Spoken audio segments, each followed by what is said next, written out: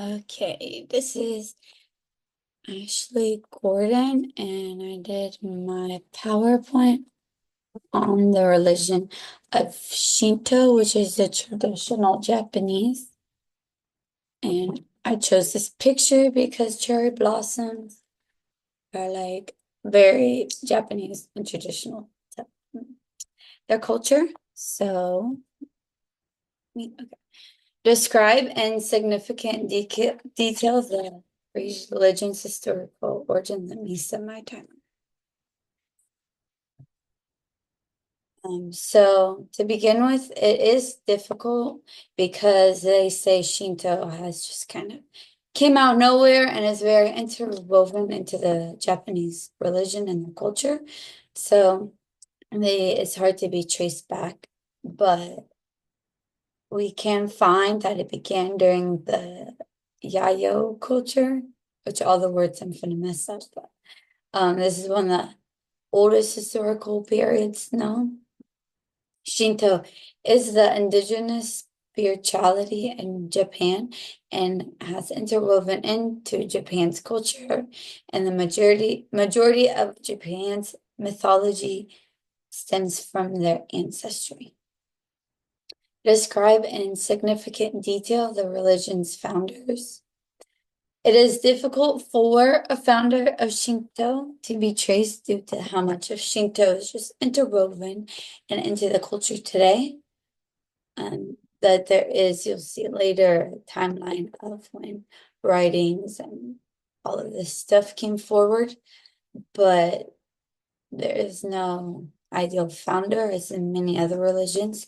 This religion started in the 1800s, which one source said, but all the other sources said it's been around forever. And the Japanese culture was immersed within it. However, the Japanese religion is in close relations with the imperial family, who was the ruler family in Japan, and they are like more pointed out as divine with the spirits in Shinto.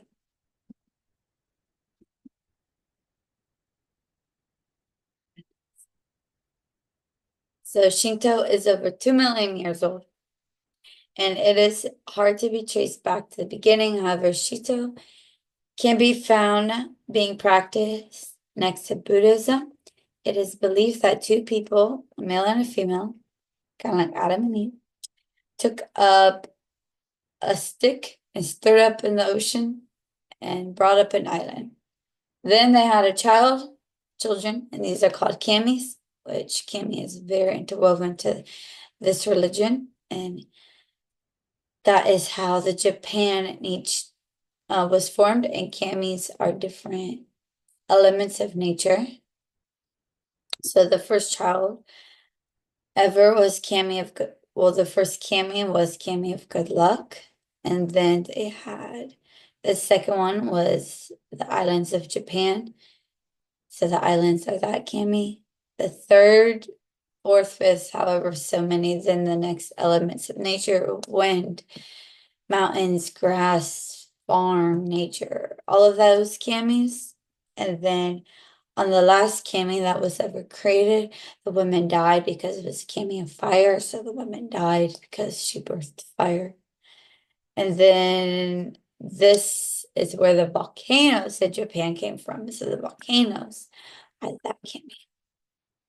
Just interesting. So there were three important camis that came from one of the spirits. The male is how it was pictured looking, but I don't really think they were gender identified. When he bathed, so after the one that birthed the fire king died, then she was sent to the underworld, and then he went to try and save her, and then he got all this goo and didn't save her because she was demolishing and decaying. So then he came back up and took a bath. So then when he washed his left eye, one Cammy was born of the A word, and then the right eye, the T cami, and then when he washed his nose, kind of like a baptism ritual, but in this sense, the last cami was then created. This is a creation story from Japan, since Shinto does not really have founders, prophets. This is where the explanation of purification and the kami belief comes from.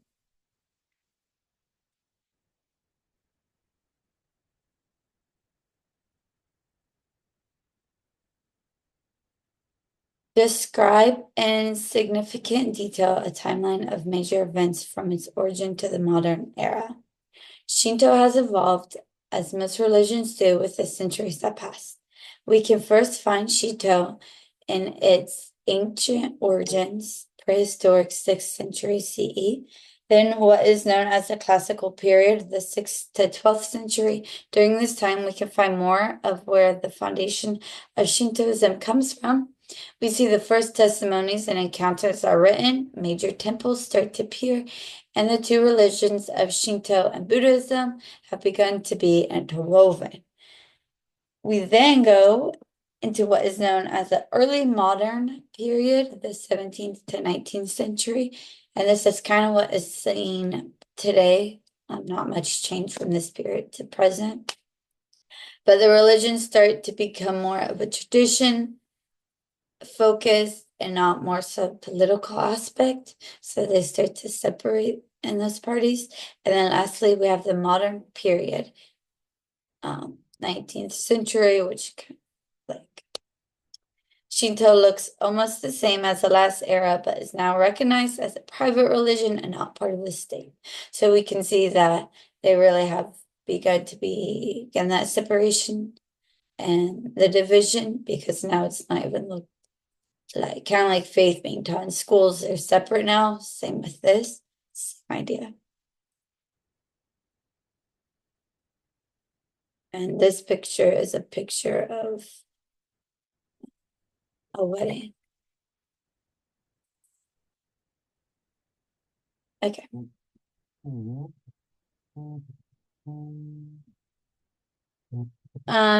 These are the religion's major branches and denominations. We have Shintoism, and within it there is a total of 4: state, sect, shrine, and folk. State is founded by the emperor, who is the highest of the high. He's the closest one in relationship to the spirits and whatnot. That was abolished in 1945, however, due to World War II. After that abomination, the shrine branch of it took the place, and because also part of it was their own war within Japanese, and then also the US bombings destroyed a lot of their shrines and temples.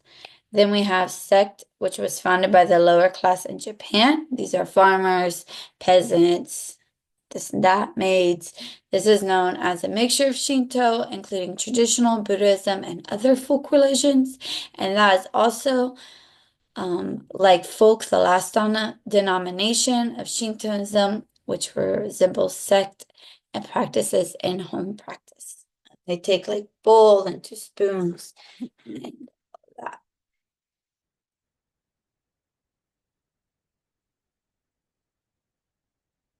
The oldest one that I can find is Kukiki, and of the religious writings. So it's kind of had a good foundation.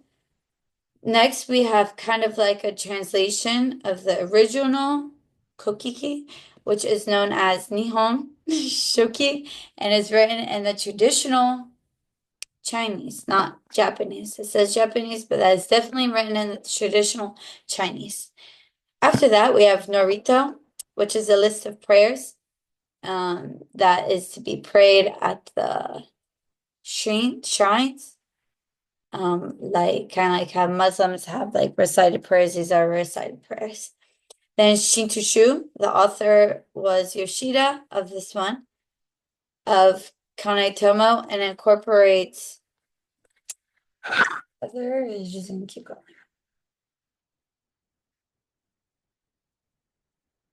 D&D.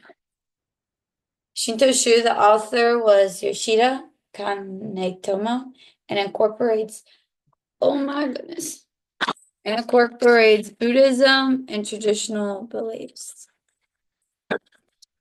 Computer's broke is a little ghetto. All right, then, not my boss. We have describe in significant detail the religious history structure of authority. We have Shinto is different than other religions in the fact that it does not consist of a centralized religious authority, but does have shrines, priests, and as mentioned earlier, the imperial family. Which kind of to me is like, since the head is kind of like that, but all the sources say they're not. So, the Emperor of Japan represents the head of Shinto, which is the highest of authority. Then we have like an assistant to the emperor is the Hinwa Honcho, which looks over the temples and shrines. Then we have Kamis. Kami is the children, so we can understand, but it's the spirits of God for the elements of nature. We have harmony of nature, which wants to be one with nature, harmony of nature. Shrine worship, the Japanese believe in going to the shrines to worship and pay respect to the spirits. That it's a place of clean, purified place. So they believe to pray at this place, which is also where they get married, which I will talk about in a little bit. This is an untraditional religion. So key factor to Shinto is that it's not based off one thing, but however on the traditions, rituals, and ancestry stories. There's respect towards the emperors. The Japanese believe that the emperor is a divine descendant of powerful spirits. The misogi, which is also known as purification, is the cleansing of an individual before worship. And the ancestral veneration. This is tradition where we can find in kind of like Mexico, where they honor the dead. The Japanese honor their ancestry. So religion's central rituals and practices. The misogi, the cleansing practice before one can go worship the ancestry and spirits. The hare is what we know as an exorcism, yeah. And it can only be performed by Shinto priests, where they're basically casting out demons, but in their culture and beliefs. Shinsen. As other cultures, the Japanese present gifts to the shrine as an offering. So kind of like how you tithe. They take their gifts here, or like I know the Haitian culture, they take stuff on a certain day to the dead, although they're like malnourished and dying themselves, but it's what they do to in the voodoo. There.